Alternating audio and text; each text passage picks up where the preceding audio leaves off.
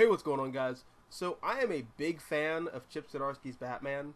If you've checked out any of my weekly live streams, every week it seems like this dude's nuts are just slapping against my chin because I can't shut up about how much I love the current run on Batman. And because of that, I went back and finally checked out Batman Urban Legends because that was one of the first Batman-related things that he did for DC, I think. And I really enjoyed it. It was a solid Red Hood Batman story. There were some weird continuity bits here and there with Jason's history and his mom, but for the most part, again, I really enjoyed it.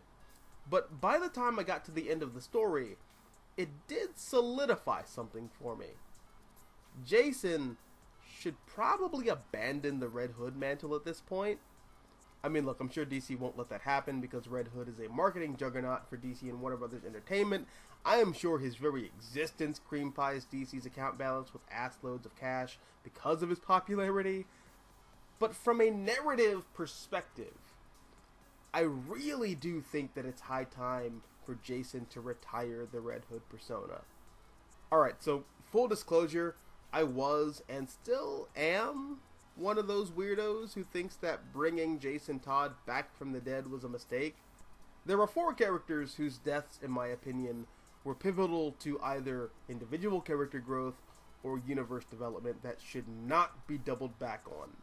Those characters are Uncle Ben, Gwen Stacy, Jason Todd, and Barry Allen.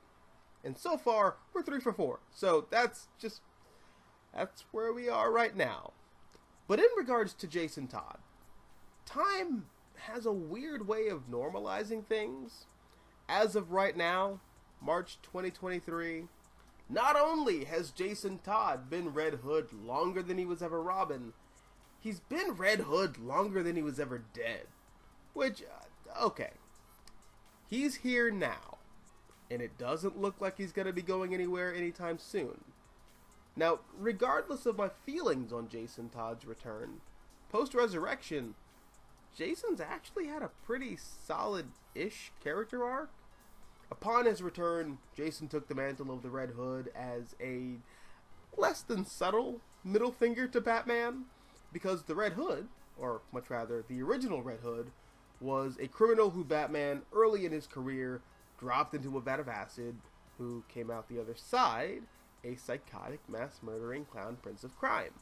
And with the Joker being the one who killed Jason in the first place, well, I mean, it's only poetic that with Jason being Bruce's second biggest mistake, that he echoed the ghost of Bruce's first. And for a while, the Red Hood was this adversary that could hurt Batman in such a way that no other supervillain really could. But then Bruce died, and Dick Grayson became the new Batman. And Grant Morrison, who was the primary writer on Batman at the time, flirted with this idea that, well, with Bruce Wayne dead, Batman still needs a Joker. But since Dick and the Joker don't really have the same kind of relationship, maybe Jason Todd could fill that void and be Dick Grayson's Joker. Unfortunately, that idea never really came to fruition because Dick Grayson's career as Batman didn't last very long. So, not long after that, Jason was reimagined yet again as this Punisher-style anti-hero who travels the globe with Arsenal and Starfire, because at the time, those were characters who were also seen as either sidekicks who had gone bad or characters that had lost their way. But after Starfire joined back up with the Teen Titans again, and Roy Harper got put back on the road to recovery with Green Arrow, Jason's outlaw team was shaken up and now comprised of him, Bizarro, and Artemis.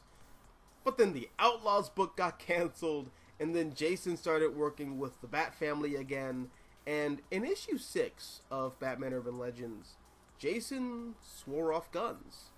Instead, he's just gonna beat the shit out of people with a crowbar. But that Jason has been on this weird, but I'm sure completely accidentally perfect trajectory into being a superhero in his own right.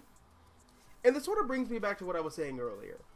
Jason is on the road to being a full-blown superhero at this point, who's a fully fledged member of the Bat Family. It's kind of a weird look having him still running around dressed up like the guy who killed him as a very personal middle finger to Batman, who Jason's basically forgiven at this point. And that's why I feel like, again, from a narrative perspective, Jason needs to adopt a new mantle.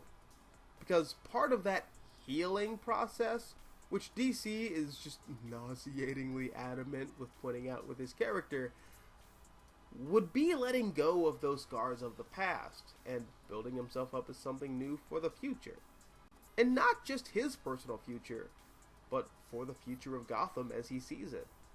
Similar to how Batman himself, early in his career, saw that vengeance can only do so much. And honestly, the more that I talk about it, the more I sort of come around on the idea of Jason being a fully fledged superhero again.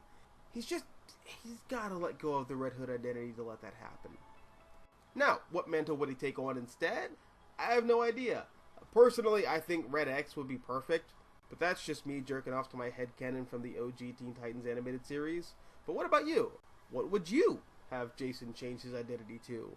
If you would, that is.